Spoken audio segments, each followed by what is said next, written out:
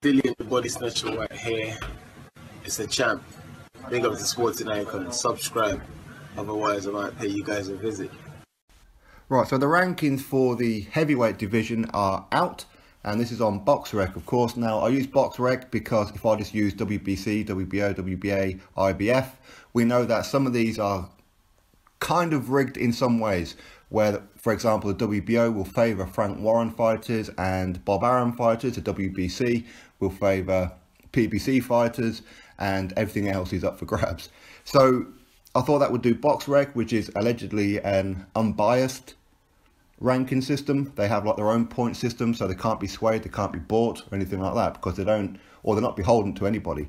So I thought I'd do a top 30. I could do a bit more, a bit below that, but I thought, you know what, we won't bother with any of that, because then we're into the realm of former Deontay Wilder opponents like 31 Spilka, 32 Eric Molina, 34 Bermane Stiverne, 27 Johan Duapa.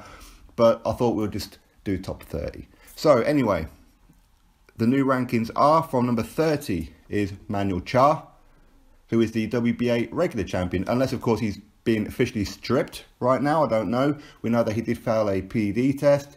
He did a blood test and he passed that one, so we don't quite know where that lies. But either way, he's currently 30, and as he's not suspended officially right now, it's bizarre that they can have the WBA regular champion at number 30.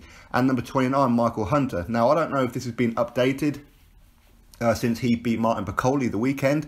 So if it has, then he just made it into the top 30. I don't recall seeing him there before. But of course, he was a cruiserweight, so it would stand to reason that they have. Hence the reason why he's number 29. And then we have Dillian Carmen. I don't know who he is at number 28. But he's a Canadian anyway. And he's got 14 wins and 3 losses. So maybe he's on a bit of a roll lately. But without actually looking, I don't know. Johan Duapa, number 27, of course. And number 26, Lucas Brown, with the only loss on his record to Dillian Whyte. Thomas Adamek in at number 25. Of course, he lost 2 weeks ago to Jarrell Miller on the Chicago card. Number 24 from Sweden, Otto Wallin, who is a very good fighter, by the way, 20-0. And considering that he's ranked quite highly, I believe, without actually looking, in the WBA and WBO, again, it's quite strange that he's all the way down in 24. So it goes to show you that the governing body rankings are a bit off, or potentially anyway. Tom Schwartz as well. He's up there in the WBO, quite highly ranked. In fact, I think he's number 4 in the WBO. So again, that shows you something. And again, he's undefeated, 22-0. And Junlin Zhang, who is 19-0 from China, he's number 22. And number 21, Hughie Fury. Of course, he's going to be taking on Kubrat Pulev on the 27th over there in Bulgaria, in Sofia, for the IBF mandatory. So again, it's bizarre why he's all the way down here. But ultimately, he did get his shot at the IBF mandatory position against Pulev because other fighters were given the chance first, and for one reason or another, they didn't do it. So him beating Kubrat Pulev would certainly propel him up the rankings, you would certainly presume anyway. But what's interesting though, so before we go any further, is that I've looked all the way down and I can't see Kubrat Pulev ranked at all. It's almost like the BoxRec forgot that he even boxes. I know he's been pretty inactive, but you know, you would think that Pulev, as he's still, or he hasn't retired at least, he should still be ranked somewhere, but not at all. So anyway, that is the top 30, the top 10 from the 30, and now we're moving to the top 20. Sergey Kuzmin, number 20, 13-0 on a victory over David Price, where David Price had to retire. I forget what round it was now. Was it round number 4, was it? Or something like that? I've forgotten now. But it was a pretty good fight while it lasted. So Sergey Kuzmin makes it into the top 20. Ajit Kabiel, the European heavyweight champion, in at number 19. He's also undefeated, 18-0. But again, inactivity may be some kind of reason as to why he's down here.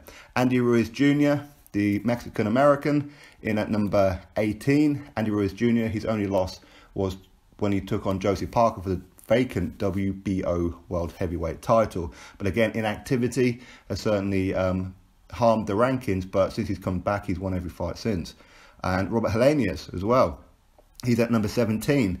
Again, Robert Helenius, he was victorious over Erkan Tepe about 2 weeks ago, going by memory, where he knocked him out. So Robert Helenius is back on the climb again. Once tipped to be the replacement for Vladimir Klitschko. Now, he has 2 losses on his record. One of them was against Johan Duapa in a fight that, in my opinion, he was winning up until he got clipped. And then he got beat convincingly on points by Dillian Whyte.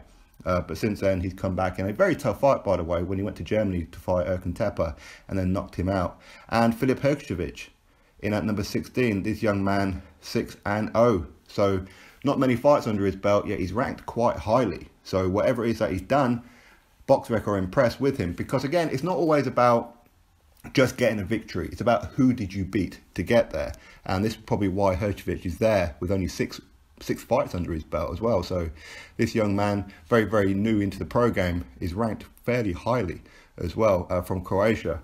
Number 15, Charles Martin, he's dropped down a bit. I think he was number 11 last time, just going on memory. But of course, since then, he's lost to Adam Kownacki as well. So that would be why he's dropped down a bit. Number 14, Marco Huck. Now, as far as I'm aware, he's only ever had 1 heavyweight fight. And that was quite a while ago. He did win it, of course. And I forget who... No, sorry, he's had 2 heavyweight fights. I think one of them was he beat Manuel Char.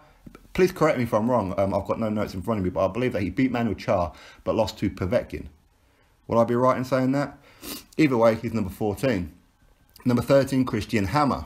Again, he's got a couple of losses on his record. The most notable ones would be against Tyson Fury, 3.5, 4 years ago, and again recently against Alexander Povetkin, and this was for the WBO mandatory position, as well as the WBA international as well. So maybe a victory over David Price before then is helping him with this position, I don't know. Bryant Jennings in at number 12. He's been on a little bit of a roll. Of course, he's with Top Rank now, and a couple of victories over some journeyman, if you like.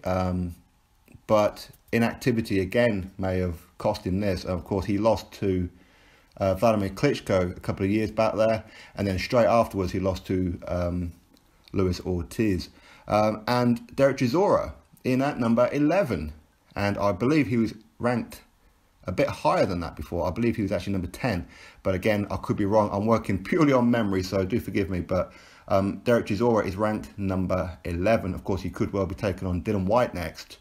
If that fight doesn't happen, then it's going to be between Luis Ortiz and Dominic Breazeale for Dillian Whyte, but we'll have to wait and see what happens. And the number 10, Joseph Parker. Of course, he's had 2 back-to-back defeats. One of them was a unification against Anthony Joshua, where he went the distance, lost on points, and then straight after then he lost to Dillian Whyte and got dropped for the first time in his career in a very, very good fight, and almost had Dillian Whyte out of there in round number 12. So for me, he deserves to be a top 10. I know he's had 2 losses, his last 2 fights are losses, but he does deserve to be in the top 10. That's just my opinion, of course, anyway. And Adam Kownacki, number 9. Again, fresh victory over Charles Martin in a very, very good fight. For me, that was one of the fights of the year. That was an absolutely epic fight. I enjoyed it. I know some people didn't, but for me, I thought it was a fantastic fight. But Adam Kownacki, he got the result, and of course, gets into number 9. Dominic Breazeale, number 8.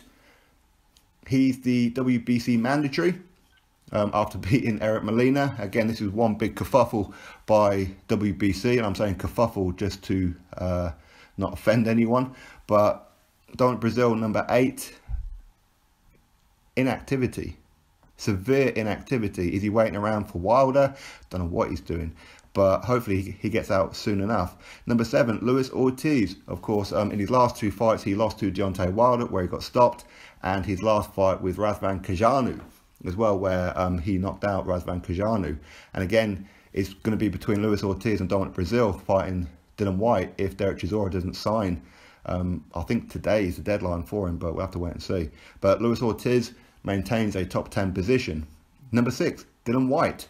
Again, back-to-back wins. In fact, ever since he lost to Joshua, 3 years ago now, he's been on a bit of a roll. Of course, he had an injured shoulder when he fought Joshua, but since then has defeated some top-ranked players. Dereck Chisora at the time. It was a very, very close fight, no doubt about it, of course. But again, this was Dillian Whyte's fourth fight in a matter of 6 months, so he was definitely fatigued in that one. So we'll have to wait and see what Dillian Whyte does next, but no matter who he takes on, it's going to be a minimum of a top 11 opponent. And again, last time out was against Joseph Parker, who was of course former world champion WBO, where he only lost his title to Anthony Joshua the fight before, and was the first guy to go the distance with Joshua. Before then, he beat undefeated former world champion in Lucas Brown as well, where he knocked him clean out. So he's on one hell of a roll and number 1 ranked in the WBC. Then number 5, after 2.5 years out and retiring, then unretiring, then retiring, then retiring, mental issues, all that kind of thing, and drug addiction and alcohol addiction, all that kind of thing, he fights Sefer Seferi and then Francisco Pianeta, and Tyson Fury gets ranked at number 5. But of course, he is lineal champion.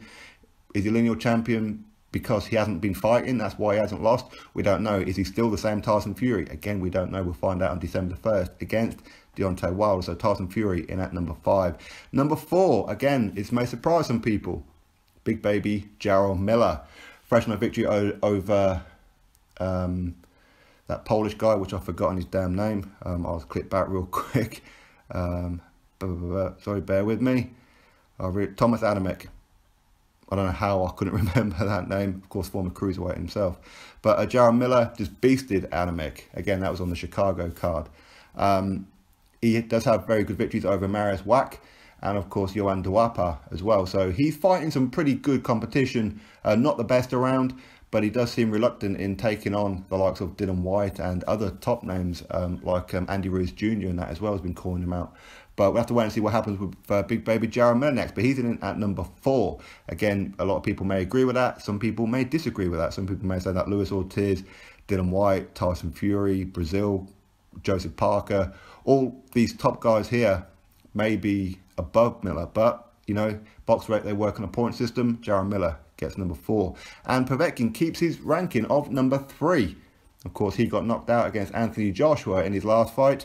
But based on results before then and who it is that he's been beating and his record is absolutely stellar, then yeah, he keeps his position as number 3. And number 2, the WBC champion, Deontay Wilder. Of course, will he still be there after beating Tyson Fury or losing to Tyson Fury even on December the 1st? We'll have to wait and see. But in at number 1 with a clear points advantage, almost double of what Wilder's got, Anthony Joshua, the unified WBO, IBF, IBO, and WBA unified world heavyweight champion Anthony Joshua. Again, as I just said, fresh on a victory over Alexander Povetkin. And before then, it was Joseph Parker. And then before then, Carlos Takam. Then before then, we had Vladimir Klitschko, then Eric Molina, then Dominic Breazeale, then Charles Martin, and Dillian Whyte. So Anthony Joshua has taken on everybody who's willing to step in the ring. Unfortunately, the number 2 is unwilling to do so without pricing himself out. So that is the top 30. You let me know in the comment section below, do you agree with the ranking system? Nobody's ever going to agree totally. There's always going to be positions where you think, now somebody else should be in there, but they do it on points. If they were to do it any other way, I suppose, based on, for example, if they think that Luis Ortiz could beat Jarrell Miller as an example, then they'll probably put Luis Ortiz as number 4. But because these guys haven't had a fight, everything is speculation. So anyway, that is the top 30. Drop your thoughts below, click that thumbs up, and of course subscribe. Catch you all on the next video.